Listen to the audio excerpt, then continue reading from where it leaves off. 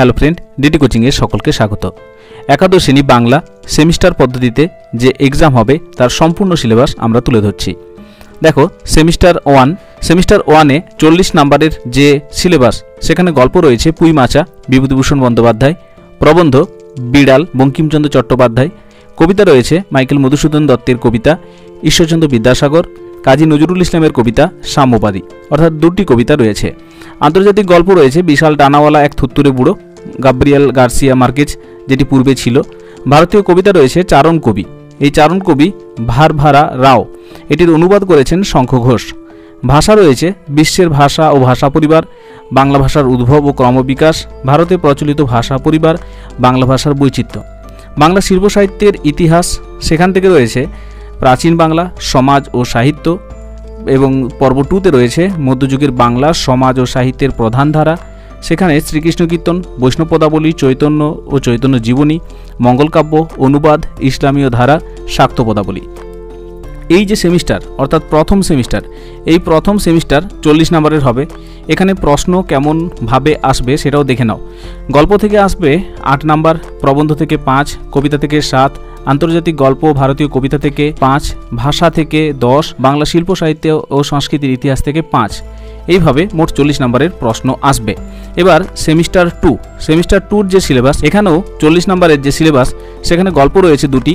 গল্প রয়েছে রবীন্দ্রনাথ ঠাকুর রচিত ছুটি এবং প্রেমেন্দু মিত্রের তিলের পতা আবিষ্কার, যেটা পূর্বে ছিল। এবং কবিতা থেকে রয়েছে লালন শাহ ফকিরের গান এবং নুন কবিতা জয় গোস্বামীর লেখা।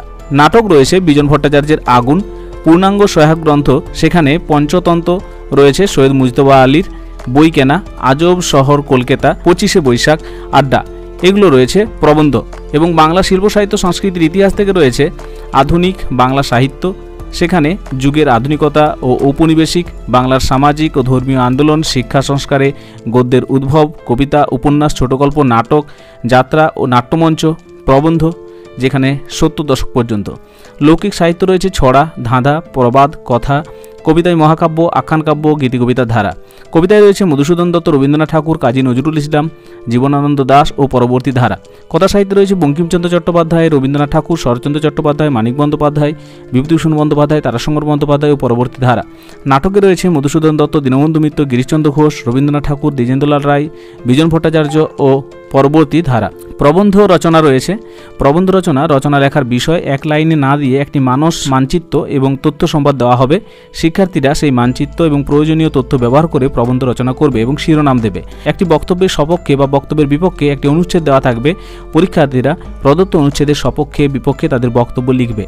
এই হলো সিলেবাস সেমিস্টার 2, যেখানে 40 নম্বরের মোট পরীক্ষা। সেখানে প্রশ্ন আসবে, দেখে নাও কিভাবে প্রশ্ন আসবে। গল্প থেকে 5, কবিতা থেকে 5, নাটক থেকে 5, পূর্ণাঙ্গ সহায়ক গ্রন্থ থেকে 10, বাংলা শিল্প সাহিত্য সংস্কৃতির ইতিহাস থেকে 5, প্রবন্ধ রচনা থেকে 10। এই হলো মোট 40 নম্বরের সেমিস্টার 2। এইভাবে দুটো সেমিস্টার 40, 80, এইভাবে মোট 80 নম্বরে এবং তার সাথে 20 নম্বরের প্রজেক্ট, এইভাবে 80 + 20 অর্থাৎ 100 নম্বরের 11-এর পরীক্ষা সম্পন্ন হবে। এই হলো ফার্স্ট ও সেকেন্ড সেমিস্টার মিলে মোট 100 নম্বরের একাদশ শ্রেণীর সম্পূর্ণ বাংলা সিলেবাস।